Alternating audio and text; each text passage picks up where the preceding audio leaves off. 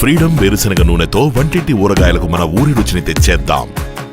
Amaravati regional ring road, అదే Amaravati outer ring road.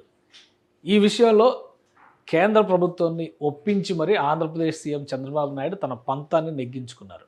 గతంలో 70 మీటర్ల వెడల్పుతో అమరావతి ఔటర్ రింగ్ రోడ్డుకి సంబంధించి కేంద్ర ప్రభుత్వం ఒక క్లియరెన్స్ ఇచ్చింది. 16,310 కోట్ల రూపాయలు ఖర్చు అయ్యే ఈ ప్రాజెక్టుని 100% సెంట్రల్ గవర్నమెంట్ ఎయిడ్తో నిర్మించేటువంటి ప్రణాళికని ఆమోదించారు. అయితే 70 మీటర్ల వెడల్పుతో నిర్మించేటువంటి రహదారి భవిష్యత్ అవసరాలకు సరిపడదని, దాన్ని 150 మీటర్ల రహదారిగా విస్తరించాల్సిన అవసరం ఉందనేటువంటి ప్రతిపాదనల్ని ఏపీ సీఎం చంద్రబాబు నాయుడు కేంద్ర ప్రభుత్వం ముందు ఉంచారు. దీనిపైన పలు దఫాలుగా చర్చలు జరిగినాయి. ఇప్పుడు ఫైనల్గా 140 మీటర్ల వెడల్పుతో ఔటర్ రింగ్ రోడ్ ఏర్పాటు చేయడానికి కేంద్ర ఉపరితల రవాణా శాఖ క్లియరెన్స్ ఇచ్చినట్టుగా సమాచారం వస్తుంది. దీనికి సంబంధించి అధికారిక ఉత్తర్వులు అతి త్వరలో రాబోతున్నాయి. 140 మీటర్ల వైశాల్యం వెడల్పు కలిగినటువంటి ఈ రహదారి వ్యవస్థ పైన ఏపీ సీఎం పెద్ద ప్లానే వేశారు. కేవలం ఇదొక రీజనల్ రింగ్ రోడ్డుగా లేదా ఔటర్ రింగ్ రోడ్డుగా మాత్రమే కాకుండా ఇక మీదట రీజనల్ రైల్వే లైన్ అంటే అమరావతి సబర్బన్ రైల్వే ట్రాక్లు ఏర్పాటు చేయడానికి కావాల్సినటువంటి ప్రణాళికని ఇప్పుడు ఆంధ్రప్రదేశ్ ప్రభుత్వం ముమ్మరం చేయబోతుంది. అది ఎలాగో ఒకసారి వివరించేటువంటి ప్రయత్నం చేస్తాం.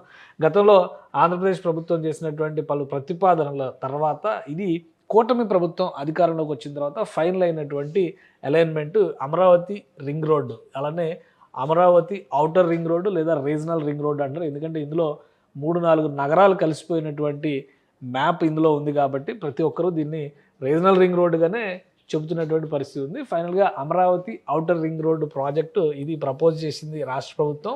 దాని అలైన్మెంట్ ఇది. ఇందులో ఇటు విజయవాడ సిటీ వస్తుంది, అమరావతి నగరం రాబోతుంది, గుంటూరు నగరం కూడా ఈ పరిధిలోకి వస్తుంది.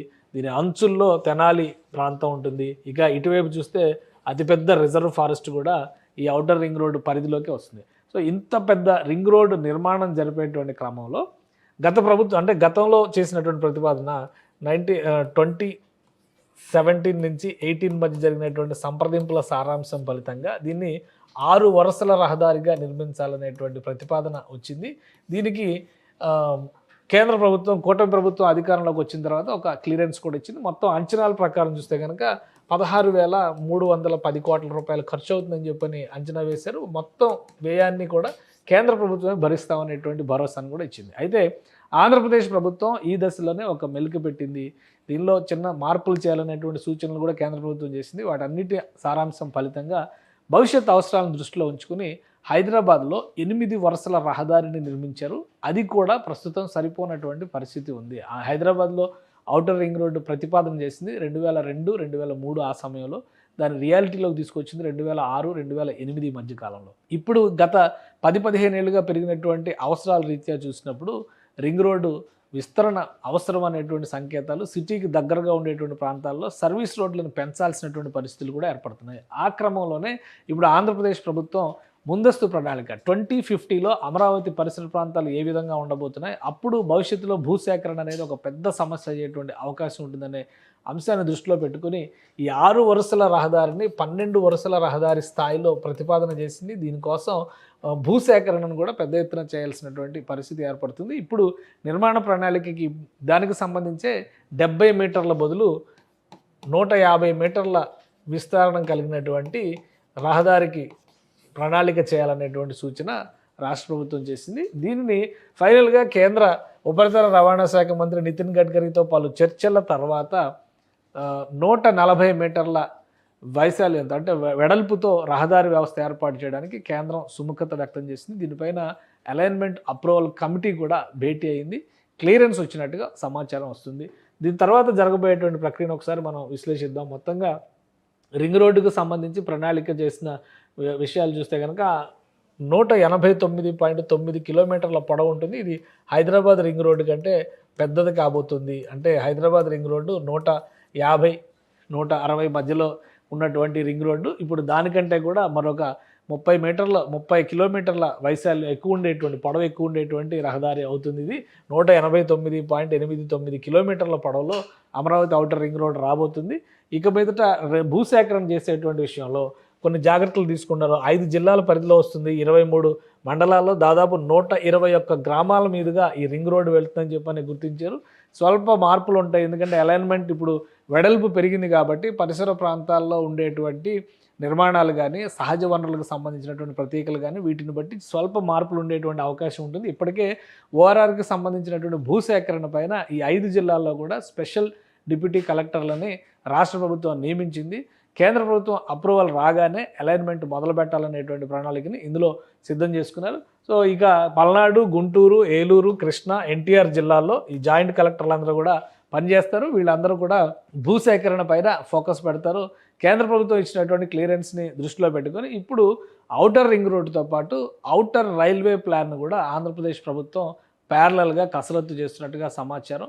భూసేకరణ జరిగేదానికి కనీసం ఒక 5 నుంచి 6 నెలల సమయం పట్టొచ్చు. అది ల్యాండ్ పూలింగ్ పద్ధతిలో చేస్తారా, ల్యాండ్ ఎక్విజిషన్ మెథడ్లో చేస్తారా అనేది చూడాలి. సో ఆ పరిహారాలకు సంబంధించినటువంటి అంశాలు ఇవన్నీ కూడా తేలడానికి కనీసం ఒక 6 నెలల సమయం పట్టేటువంటి అవకాశం ఉంటుంది. దీంతోపాటు ప్యారలల్గా ఈ రింగ్ రోడ్డు చుట్టూ regional ring Amaravati outer ring road చుట్టూ ఒక రైల్వే లైన్ను ప్రతిపాదిస్తున్నటువంటి పరిస్థితి ఉంది. ఆల్రెడీ మనం హైదరాబాద్లో చూస్తే కనుక రీజనల్ రింగ్ రోడ్ చుట్టూ రైల్వే లైన్ గురించి రేవంత్ రెడ్డి గారు కూడా ప్రతిపాదిస్తున్నారు.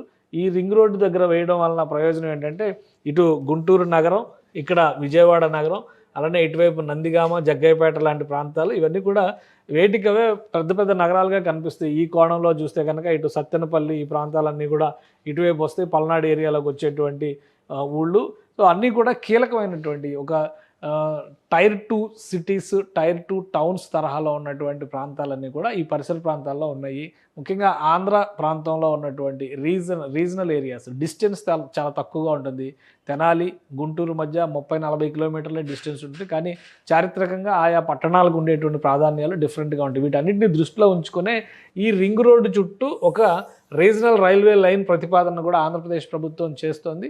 140 మీటర్ల భూసేకరణ జరిగితే 4+4 మెథడ్లో అంటే 8 లేన్స్ రహదారిని కనుక నిర్మిస్తే మరొక 2 సర్వీస్ రోడ్ల రూపంలో వస్తాయి. సర్వీస్ రోడ్లకు సంబంధించి కూడా కేంద్రంలో ఉన్నటువంటి ఉపరితల రవాణా శాఖ ఒక క్లారిటీ ఇచ్చింది. అమరావతిలోకి ఉండేటువంటి సర్వీస్ రోడ్డుకి ఇప్పటికే అప్రూవల్ వచ్చింది. అయితే ఔటర్ సైడ్ కూడా మరొక సర్వీస్ రోడ్ నిర్మించాలని రాష్ట్ర ప్రభుత్వం భావిస్తుంది. ఈ రెండింటికి కూడా అనుమతులు వచ్చే అవకాశం ఉంది. కాబట్టి మొత్తంగా 10 వరుసల రహదారి నిర్మాణం జరిగినట్టుగా మనం అక్కడ భావించాల్సి ఉంటుంది మొత్తం రింగ్ రోడ్డు చుట్టూ.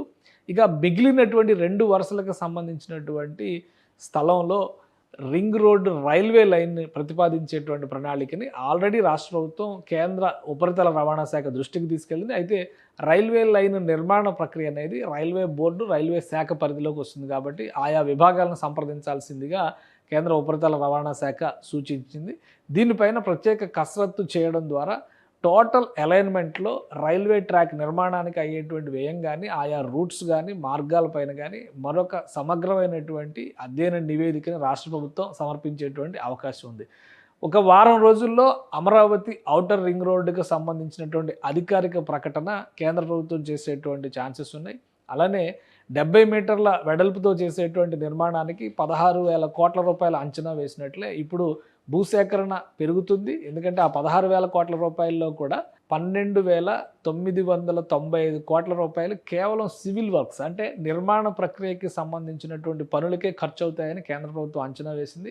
మరొక 260 కోట్ల రూపాయల మేర భూసేకరణకు సంబంధించినటువంటి వ్యయం మొత్తం కలిపి 16,000 కోట్ల రూపాయల వరకు అవుతుందని చెప్పి కేంద్ర ప్రభుత్వం అంచనా వేసింది. ఇప్పుడు నిర్మాణానికి సంబంధించిన వ్యయము పెరిగే అవకాశం ఉంది, భూసేకరణకు సంబంధించినటువంటి వ్యయం కూడా పెరిగేటువంటి అవకాశం ఉంది. కాబట్టి మరొకసారి రివైజ్డ్ ఫైనాన్షియల్ ఎస్టిమేట్స్ వేసేటువంటి అవకాశం ఉంటుంది. దీనిపైన ప్రత్యేక డిపిఆర్, ప్రత్యేక అధ్యయనం జరుగుతుంది. కానీ అలైన్మెంట్లో మాత్రం పెద్దగా మార్పులు ఉండేటువంటి అవకాశాలు లేవు. ఆల్రెడీ గుర్తించినటువంటి అలైన్మెంట్లో 12 వరుసల రహదారికి కావాల్సినటువంటి 150 మీటర్ల వెడల్పైనటువంటి రహదారి నిర్మాణానికి కావాల్సిన భూసేకరణ చేయడానికే ఆంధ్రప్రదేశ్ ప్రభుత్వం గతంలో కసరత్తు చేసింది. సో అలైన్మెంట్లో పెద్దగా మార్పులు ఉండకపోవచ్చు, కానీ ఫైనాన్షియల్ ఎస్టిమేట్స్ విషయంలో మాత్రం ఖర్చు దాదాపుగా డబల్ అయ్యేటువంటి అవకాశాలు ఉన్నాయనేది అంచనాగా కనిపిస్తోంది. సుమన్ టీవీలో మీ పర్సనల్ అండ్ బిజినెస్ ప్రమోషన్స్ కోసం కింది నెంబర్కి కాంటాక్ట్ చేయండి.